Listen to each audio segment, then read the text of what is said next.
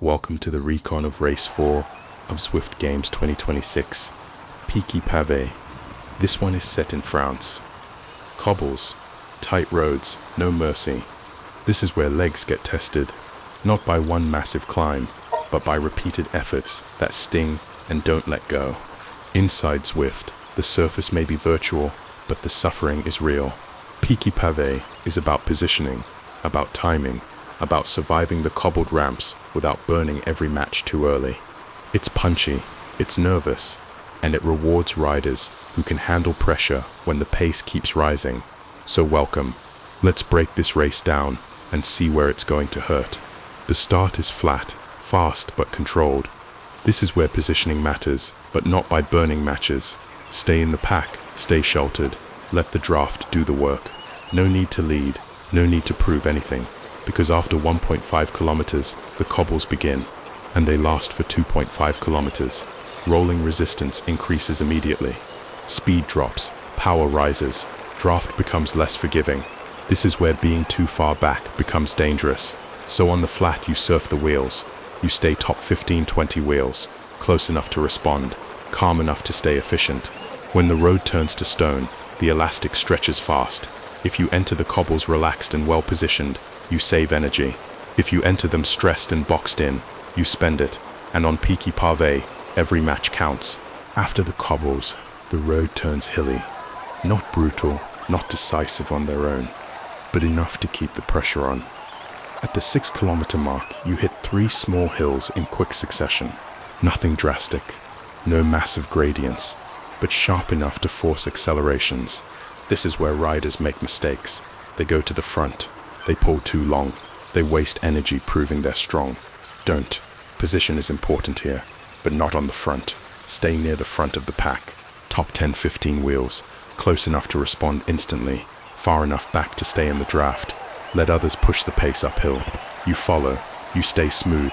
You protect your legs, because these hills won't decide the race, but how you ride them might decide how much you have left when it matters. At 9.5 climbing begins. Petit com reverse. 2.7 kilometers of rising road, 110 meters of vertical. Nothing extreme, but long enough to make a statement. Now the pack thins. Smooth watts and steady rhythm are everything. Position is crucial. Stay near the front, but don't fight for the lead yet. Draft is limited on climbs, but the early movers can block you if you're too far back. This is where legs start to feel the first bite of fatigue. Cadence matters more than power spikes. Don't surge blindly. Hold a sustainable tempo, just below threshold, and stay composed. Every rotation counts. Every pedal stroke is energy you'll need later. Petit com reverse doesn't scream at you. It quietly reminds you. Peaky Pavé is still long, and patience is still the strongest weapon. After petit com reverse, the road rolls downhill. A brief moment to recover. Smooth cadence. Controlled speed. Breathe. Legs reset. Rolling hills comes next. Nothing drastic. Fully draftable. Stay in the pack. Keep momentum. Don't let your guard drop. At 18 kilometers, the cobbles return. 2.5 kilometers of grinding resistance. Wheels chatter. The pack stretches again. Time to stay calm, smooth, and near the front. Energy management here is key. Wasted power now will hurt later. Then, the road flattens. Just enough to breathe before the next challenge. Approaching the Aqueduc reverse. First a short cobbled section to remind you that Peaky Pavé never sleeps. Then the climb itself. 0.4 kilometers, 2.3%. Quick, punchy, but positioned perfectly to split riders who are already fading. Keep the pack tight. Top 10-15 wheels.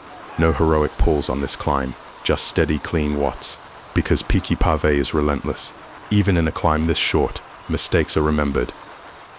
After Aqueduc reverse, the road drops into a short downhill. A moment to let the legs spin, just a taste of relief. Then a brief flat section, the last chance to recover before the final test. Use it wisely. Keep cadence smooth. Breathe steady. Stay tucked in the pack. Now is not the time to attack, because up ahead looms the final climb. Petit com, 2.7 kilometers at 3.9%. Not steep, but long enough to punish the unprepared. Position at the front of the pack is essential. Stay alert, stay smooth. Every pedal stroke counts. This is where the legs start talking back. where the race finally begins to hurt in earnest. The last chance to conserve energy is over. Aqueduc waits. At the top of Aqueduc, the final showdown begins. This is the climb where everything counts, where the legs that still have fire leave nothing in reserve, where the rider who conserved energy can finally unleash it. No holding back, no pacing for later. This is the moment to go all in. The pack fractures, gaps open. Every pedal stroke is agony and opportunity. The strongest climber, the one who's managed position and energy throughout Peaky Pavé, now rides free. Every ounce of power is spent. Every breath is measured.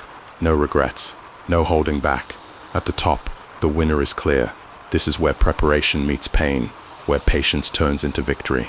The climb finishes. The legs scream, the heart pounds, and Peaky Pavé has claimed its final verdict.